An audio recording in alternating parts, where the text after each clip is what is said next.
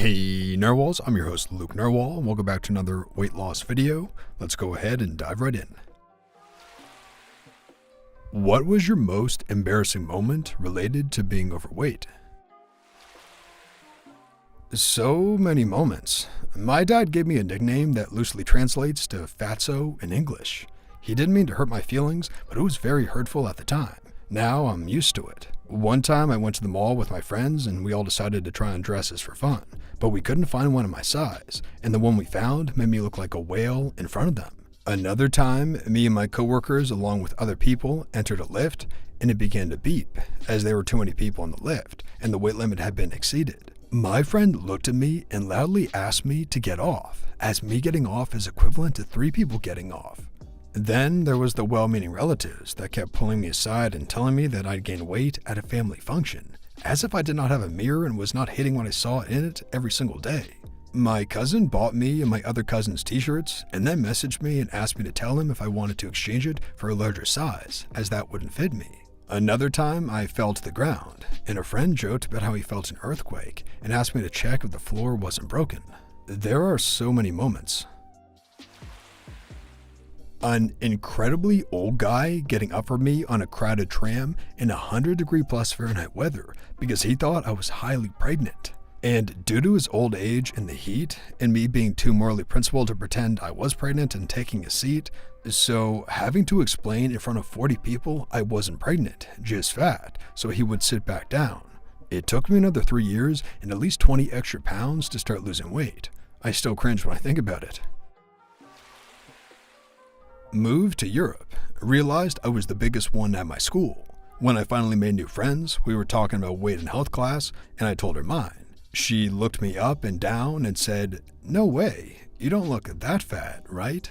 And then turned to the girl next to her and asked her how much she thought I weighed. This was after being weighed in front of the whole class during gym, when I saw the 160s come up and I was heavier than all the girls and most boys. Yeah, high school was not fun.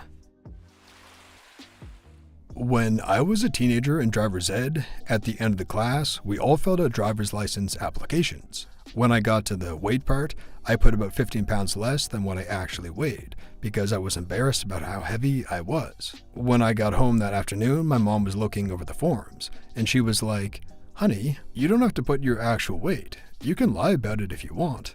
So even my already lied about weight was heavy enough that she thought I should have lied about it to make it lower. I felt so bad about myself that I never told her that I had already reduced my weight by over 15 pounds for the form. As a kid, my sisters and I were on our local country club swim team. We were taking part in a swim meet, and I just finished my freestyle relay race. As I was circling around to line up for the next heat, I did the classic head tilt and jump up and down to try to get the water out of my ears. My sister was mortified and yanked me out of line and away from everyone else. She freaked out and in a whisper screamed, "Stop jumping, your fat rolls are jiggling around." Yeah, that stuck with me. Even now that I've lost most of the extra weight, if I have water in my ears, I keep my feet planted and shake my head, not my body. Friggin' hell. My worst was during high school, when I was and still am extremely self-conscious about my weight. I have no idea what it was because I refused to weigh myself for years. I hated how big I looked that I refused to ever wear just one layer because of how exposed I felt. Even during summer, I would normally have a shirt and sweater on minimum. So one day in summer, our building had a fire alarm malfunction and we had to evacuate and wait outside. I was so hot and sweating so much that it showed through the dark sweater I was wearing, and someone else noticed before I did and made sure everyone else around us noticed too. We then had to stand there for another 20 minutes at least before being allowed to go back in. There was nothing I could do to hide it or cover it. When we were visiting family out of state, I was surprised to learn that they had got us all, extended family, matching t-shirts. They had just guessed our sizes, got mostly mediums for the teens, larges for the adults, and one extra large. When passing them out, my mother-in-law looked between my husband, a large Polynesian man, and I, and said, "So which of you gets the extra large?" I felt like he was the obvious choice, since he has such huge shoulders and such, but it was sincere. She wanted to know if I would fit into a large. I did, by the way, but I had to take a break from his family for a while after that. A couple months earlier, my mom had guessed my size while trying to order a cardigan for me online. I am, at biggest, a large. She got a 3XL wide cardigan for me. I couldn't even hide that it hurt my feelings when she surprised me with it. The comments that hurt me the most are the sincere ones. The people trying to be mean never bugged me, but people sincerely trying to be considerate but unknowingly hurting feelings were always the hardest. My friend had this big dinner party at home with many of his work buddies and some personal friends. I was the last one to arrive, Friday traffic, and when I arrived I said hi to all the new people I never met before and got a spot at this long table, and he scrambled to find a chair for me. I didn't check the chair before I sat down. It was a fancy wooden chair with thin metallic legs, and it just folded under my weight, and I fell backwards with a large crash and just missed to hit my head on the kitchen bench. It caused quite the commotion, as everyone assumed I hit my head. My worst entrance ever into a bunch of people I never met before. I was in the process of gaining weight that I had lost, but I stubbornly refused to acknowledge that I was once again a size 18. I was still stuffing myself into a stretched out pair of size 14 jeans that were straining to contain me.